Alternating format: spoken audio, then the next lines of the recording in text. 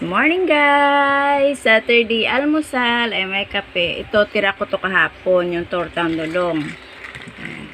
Tapos, ayan, itlog. Tapos, yung aking chikiting patrol gumagawa ng, ano yan nak? Kape. Kape na may, bakit Kape may na may yelo? birch tree na may matcha.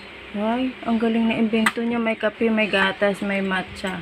Yung matcha means yung ano, yung barley. Barley ba yun?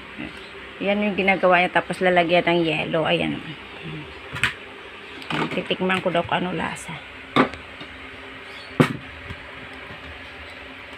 Bayang, mapasok naman sa bunganga ko yelo. Masarap nga siya guys. Masarap siya. Kung ano-ano kasi mga iniimbento niyan. Diyan siya naglalagay ng yelo niya. Kasi ayaw niya magbiyak-biyak ng malaki. Yan.